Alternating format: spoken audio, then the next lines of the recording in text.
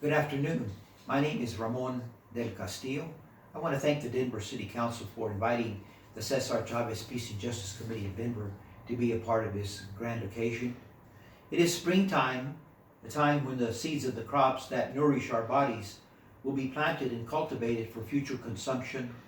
During harvest time, crops will be picked by an exploited group in American society, farm workers. As we celebrate Cesar Estrada Chavez's birthday and the legacy of social justice and nonviolent struggle he left us, we should not abandon farm workers who bring food to our tables.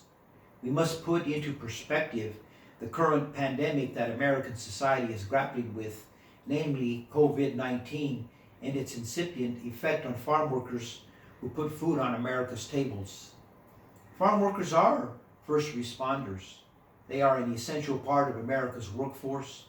They continue to struggle for equal union representation, fair wages and collective bargaining rights, decent working conditions, and now must also contend with the deathly effects of COVID-19.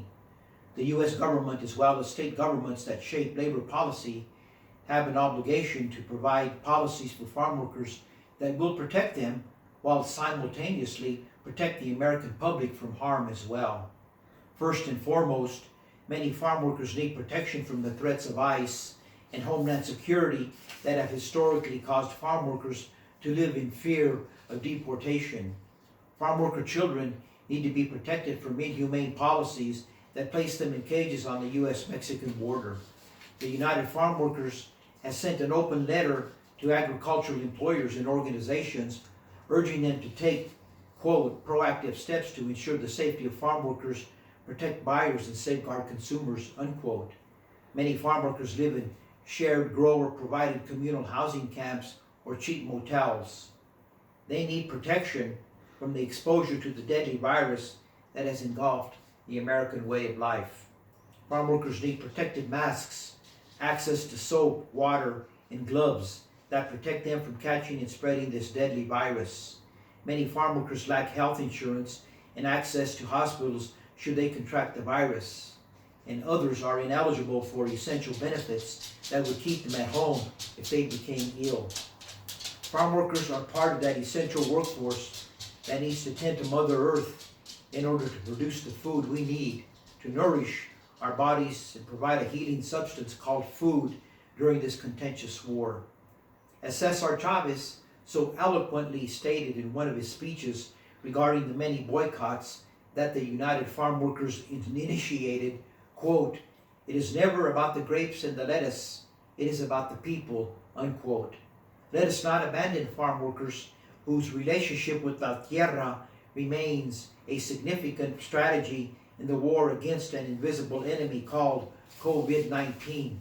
I urge Governor Jared Polis, Denver Mayor Michael Hancock, Denver City Council, and the Colorado State Legislature to shape and enact human policies that protect those people who put food on our tables and often do not have access to food to feed their own families. And with that, I want to end with a poem called Una Despedida to Cesar Chavez, a farewell. Somewhere in heaven, a place has been waiting for your arrival. The time to orchestrate El Unión with the grand organizer has arrived.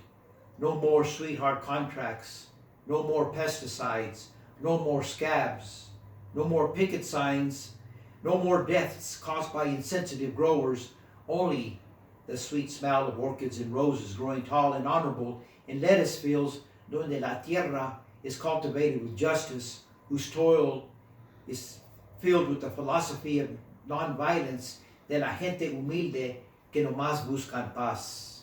Bring out the bandera roja with the eagle centered in el medio. Let it flutter so la huelga can fly, spread its wings, and with Brother Cesar Chavez to the promised land. Remember its white circle symbolizing a pure and just cause.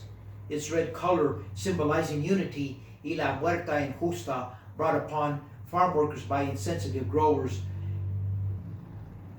Use the bandera to wipe away las lágrimas, the human tears that fell onto Mother Earth from Delano to Sacramento, from Pueblo to Denver, during those tumultuous times when human lives were used, abused, and discarded. Remember the bloodshed as a worthy cause, y los grape and lettuce boycotts when human beings do not el valor de sus hermanos. Somewhere in heaven, a place has been waiting for your arrival. Pasa con Dios, hermano Cesar.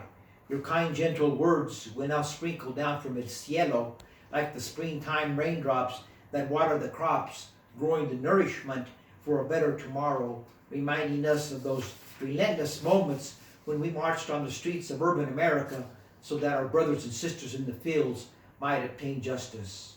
Cesar, somewhere in heaven, a place has been set aside for you. Talk to God for us.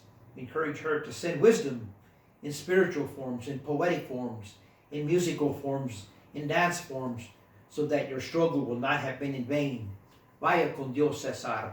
Gracias por su conocimiento y gracias por el tiempo que estuviste con nosotros. Que viva la huelga y que viva el espíritu de Cesar Chavez.